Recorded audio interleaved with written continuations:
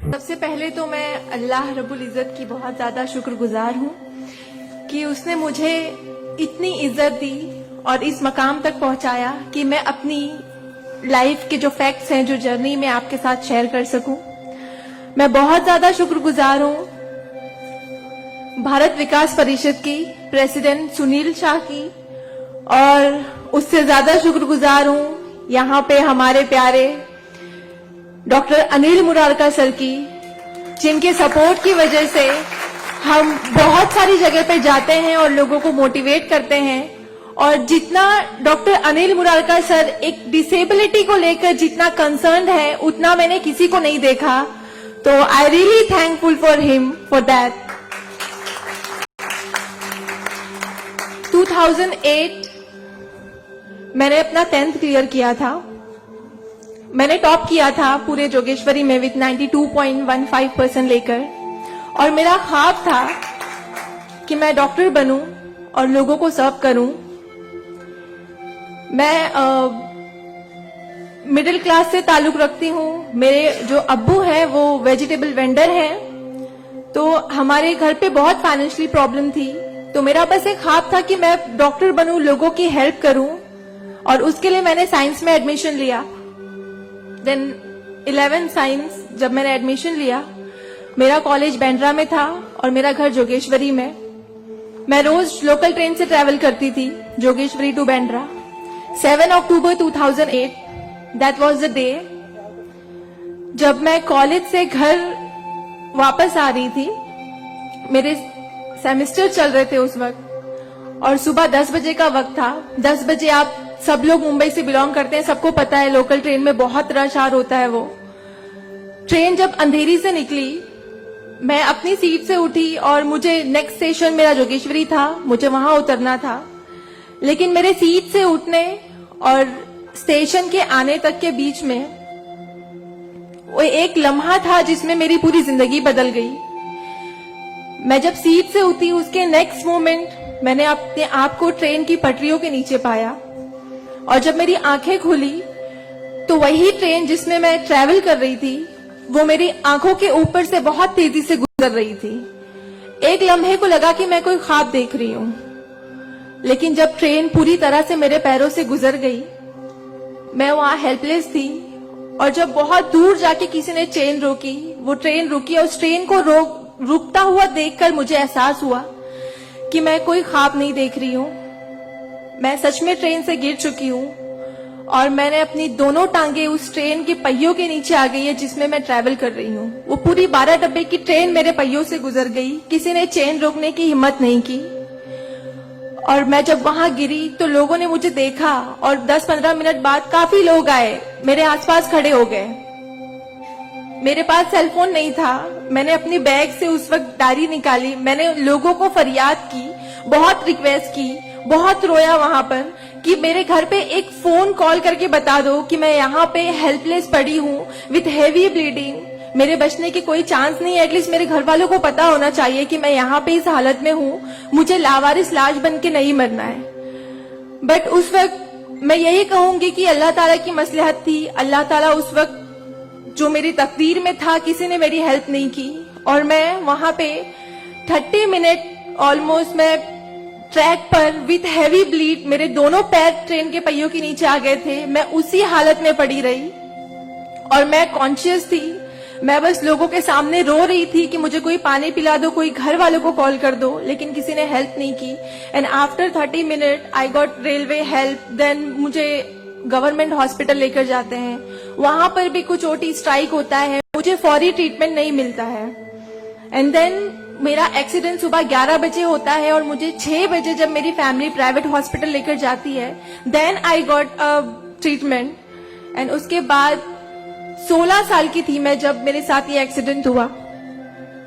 आप समझ सकते हैं 16 साल की उम्र में 1 मिनट में मेरे 2 पैर कट गए थे, मैं डिसेबल हो गई थी, मैं हेल्पलेस हो गई थी, मैं खुद से उठ नहीं पा रही थी, ना बैठ पा रही थी, ना एक तरफ से दूसरी जगह मूव हो पा रही थी। मैं मेंटली डिसेबल हो गई थी, फिजिकली डिसेबल हो गई थी, और फाइनेंशियली कंडीशन भी काफी वीक थी। वो सारी चीजें मेरे दिमाग में चल रही थी, और जब लोग मुझे देखने आते थे तो कुछ कुछ लोग हमदर्दी में नेगेटिव कमेंट्स भी करते थे कि 16 साल की बच्ची है, 2 पैर खो दिए हैं, सारी जिंदगी माँ बाप के ऊपर बोझ रहेगी, ये जिंदा क्यों है, इससे अच्छा ये मर जाती। ये सारी बातें लोग आके जब मेरे सामने करते तो मेरे जहन में वो सारी बातें चलती कि सीरियसली मुझे अल्लाह ने जिंदा क्यों रखा।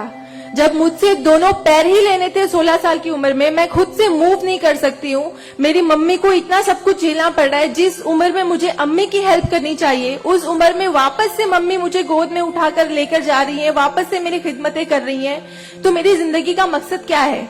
मुझे दोबारा जिंदगी क्यों दी अल्लाह ने?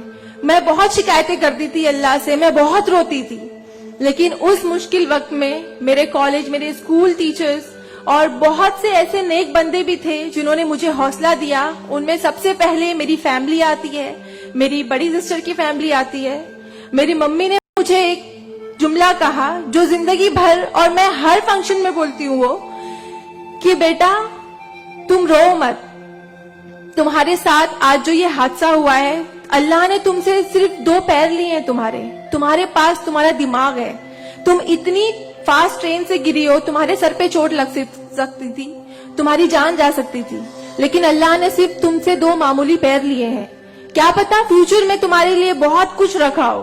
तब मुझे बातें उनकी समझ नहीं आती थी, लेकिन अल्हम्दुलिल्लाह अल्लाह का लाख लाख शुक्र है कि आज इस मौके पर जब लोग मुझे एज अ इंस्पिरेशन समझते हैं, एक आइडियल करते हैं, तो मुझे समझ में आता है कि मेरी अम्मी सच बोलती थी कि हौसला रखो, सिर्फ 2 टांगे गई है। आज मैं जब अपने प्रोस्थेटिक लेग से चलती हूँ तो लोगों को पता नहीं चलता कि मेरे पास 2 पैर नहीं है, मेरा एक पैर थाइस के पास से नहीं है, दूसरा नी के पास से नहीं है, बट लोगों को ये अंदाजा नहीं होता है। तो बस मेरी अम्मी ने जो एक बात कहा था कि अल्लाह पे यकीन रखो बच्चा, तुम्हारे साथ जो हो रहा है और जो होगा वो सब अल्लाह ने प्लान किया हुआ है, तुम बस हिम्मत मत हारो कभी भी, और बस डटे रहो अपने जुनून के पीछे कि तुम्हें डॉक्टर बनना है। तुम्हारी 2 टांगे नहीं तो क्या हुआ, तुम्हारे पास दिमाग है, तुम ज़हीन हो, तुम आगे बढ़ो। और क्या पता तुम आगे लोगों को आइडियलाइज कर, लोग तुम्हें आइडियलाइज करें इस चीज को लेके। मेरे doctor Sanjay Kantharia, orthopaedic surgeon, उन्होंने सबसे ज्यादा सपोर्ट किया इस बात को लेकर कि तू डॉक्टर बन। मैंने अपने जीने की उम्मीद छोड़ दी थी, डॉक्टर बनने की उम्मीद छोड़ दी थी, लेकिन जब उन्होंने मुझे बताया कि तुम डॉक्टर बन सकती हो, तुम बनो, देन मैंने प्रिपरेशन स्टार्ट की। सीईटी कॉमन एंट्रेंस टेस्ट होता है to getting in admission in medical college, मैंने वो क्रैक किया। I got 3rd rank all over Maharashtra in PH quota. And after that मुझे बहुत खुशी हुई कि मैंने 3rd रैंक क्लियर किया है। Now I got admission, I will get admission in MBBS.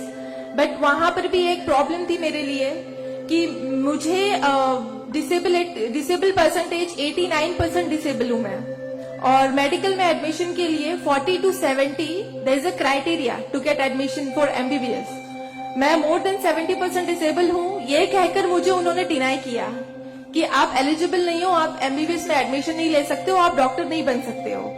तो उस बात को लेकर मैं बहुत डिप्रेस हो गई। देन मैंने वापस अपने डॉक्टर से हेल्प मांगी, उन्होंने मुझे एक मशवरा दिया कि आप हाईकोर्ट जाओ, बॉम्बे हाईकोर्ट। और जिस बात के लिए एक नॉर्मल स्टूडेंट को सिर्फ पढ़ाई करनी होती है, अच्छा रैंक लाना होता है, मुझे उस चीज के लिए मैंने वो किया, लेकिन उसके बाद भी मुझे बॉम्बे हाईकोर्ट जाना पड़ा। एंड मैं गई, मैंने अब हार नहीं मानी और मैं गई, बिकॉज वो मेरा हक था, मुझे डॉक्टर बनना था। और जब मैंने वापस अपनी नॉर्मल जिंदगी स्टार्ट की अपने प्रोस्थेटिक लेग से, मैंने आना जाना शुरू किया, अकेले ट्रेन ट्रैवल करना शुरू किया, देन मैंने रियलाइज किया कि मेरे अंदर कोई कमी नहीं है, मैं एक नॉर्मल लड़की हूँ, मेरे पास पैर नहीं तो क्या हुआ, मैं लोगों को सर्व कर सकती हूँ, मेरे अंदर पैशन है डॉक्टर बनने का। तो मैंने वो बस अल्लाह पे यकीन रखा और मैंने ये सोचा कि अगर अल्लाह ने मेरी किस्मत में रखा है डॉक्टर बनना तो मैं जरूर कोर्ट में फाइट करूंगी। एंड देन मैं बॉम्बे हाई कोर्ट गई इन 2011 और वहां पे मेरा केस डॉक्टर मोहित शाह, चीफ जस्टिस मोहित शाह ने देखा, उन्होंने मुझे ऑब्जर्व किया, मेरे प्रीवियस स्टडी रिकॉर्ड्स देखे, वो सारी चीजें देख के, और उन्होंने जब मेरा पैशन देखा डॉक्टर बनने का, सर्व करने का, देन उन्होंने मेरे फेवर में फैसला दिया। एंड 2011 अल्लाह का लाख लाख शुक्र है कि मुझे इंडिया के टॉप मोस्ट कॉलेज में एडमिशन मिला, which is Seth GS medical college and KEM hospital. Then 2011 में मैंने अपना एमबीबीएस में एडमिशन लिया। वो जर्नी बहुत आसान नहीं थी मेरे लिए, क्योंकि मेरे पास 2 पैर नहीं है और जब मेरी काउंसलिंग चल रही थी एडमिशन को लेकर, तो काफी जो डॉक्टर्स का पैनल था उन्होंने मुझे बहुत कुछ हकीकत बताई थी कि आपके लिए डॉक्टर फील्ड आसान नहीं है, इसमें पढ़ाई करना 5.5 साल, आपको एक ओपीडी से दूसरी ओपी जाना होगा। और तब मैं 2 क्रचेस यूज करती थी मेरे लिए, तो आपके लिए बिल्कुल भी आसान नहीं है, आप हार जाओगे, 1 साल पढ़ोगे, दूसरे साल आप डिनाई कर दोगे, एडमिशन नहीं लोगे, आप गिव अप कर लोगे।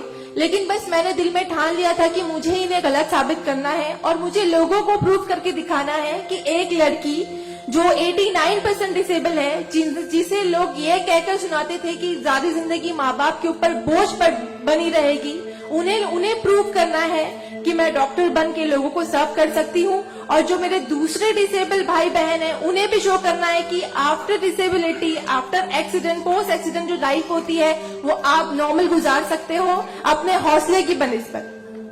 तो मैं बस 5.5 साल मैंने बहुत कोशिश की, बहुत दर्द सहे, लेकिन मैंने अल्हम्दुलिल्लाह 2016 में फर्स्ट क्लास से मैंने अपना एमबीबीएस क्लियर किया।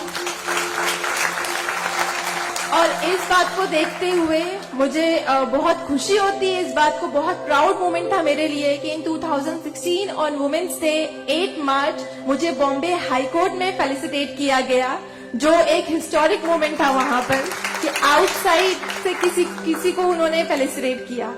देन उसके बाद मुझे काफी कॉल्स आए एज अ मोटिवेशनल स्पीकर, मुझे काफी अवार्ड्स मिले। और तब मैंने सोचा कि मेरी जर्नी सिर्फ एमबीबीएस तक नहीं है, मुझे लोगों को और प्रूव करना है कि 89% डिसेबल होके अगर मैं एमबीबीएस कर सकती हूँ तो मुझे मेडिकल फील्ड की हायर डिग्री अचीव करनी है, which is MD, medicine in doctor in medicine. Then मैंने उसके लिए भी कॉमन एंट्रेंस टेस्ट दिया है। Again I got third rank in all over Maharashtra. और यहाँ पर भी देन अगेन उन्होंने प्रॉब्लम क्रिएट की मेरे लिए। After completing my MBBS with flying colours, उन्होंने वापस मेरा मेडिकल एडमिशन डिनाई किया कि आप नहीं कर सकते हो बिकॉज यू आर 89% डिसेबल। देन मुझे एक बहुत हम्बल इंसान मिले, member of parliament Kirit Somaiya sir. उन्होंने फौरन से मेरी एप्लीकेशन सेंट्रल हेल्थ मिनिस्टर के पास लेकर गए और वहां से विद इन 2 डेज ये जो क्राइटेरिया है 40 to 70% डिसेबिलिटी का मेडिकल में एडमिशन के लिए, this is a 20 years old clause, और विद इन 2 डेज ये क्लॉज चेंज करवाया उन्होंने बिकॉज ऑफ माई एप्लीकेशन। वो क्लॉज चेंज होके बस ये है कि मिनिमम 40% क्राइटेरिया है और मोर देन 70% जो भी डिसेबल हैगा they will get admission in medical field. तो मेरी जो जर्नी थी यहाँ तक की, और उसके बाद मैंने रिसेंटली 2019 में मैंने एमडी में एडमिशन लिया और with same college Seth GS medical college in KEM hospital, और मैं अभी रिसेंटली फर्स्ट ईयर रेसिडेंट हूँ एमडी पैथोलॉजी में।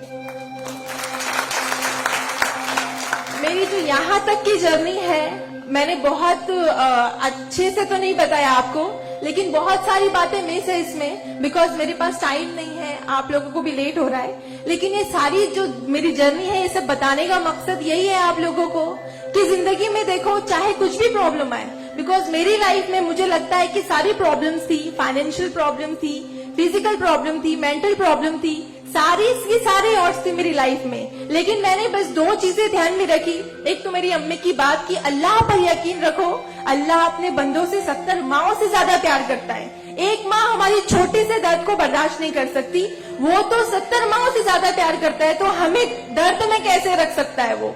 तो उसने जरूर कुछ अच्छा रखा है हमारे लिए। अगर छोटी सी प्रॉब्लम आई जिंदगी में तो उससे हार नहीं मानो, उससे लड़ना सीखो, हमेशा अपना हौसला जिंदा रखो, बिकॉज आपके पास अगर हौसला है तो आपकी लिए जिंदगी जीने की उमंग रहेगी, बिकॉज बगैर हौसले के कोई जिंदगी नहीं जी सकता। तो आप लोग प्लीज अगर छोटी से छोटी प्रॉब्लम भी आए, कोई भी परेशानी आए, आप लोग लड़ना सीखिए और जिंदगी जीना सीखिए। बिकॉज मेरे एक्सीडेंट के बाद मुझे लगा मैं इतनी सारी कोशिशें नहीं करती तो मैं आज यहाँ पर खड़ी होके एज अ डॉक्टर आप लोगों से इंटरेक्ट नहीं हो रही होती। तो बस कभी भी हार मत मानिए। और ये एक शेर है आप सबके लिए, हौसले की तुरकश में कोशिश का वो तीर जिंदा रख। तरकश मतलब जिसमें तीर रखते हैं। हौसले की तरकश में कोशिश का वो तीर जिंदा रख, हार चाहे जिंदगी में सब कुछ, हार जा चाहे जिंदगी में सब कुछ, मगर फिर भी जीतने की उम्मीद जिंदा रख। Thank you so much, thank you all of you, मुझे इतने अच्छे से सुनने के लिए।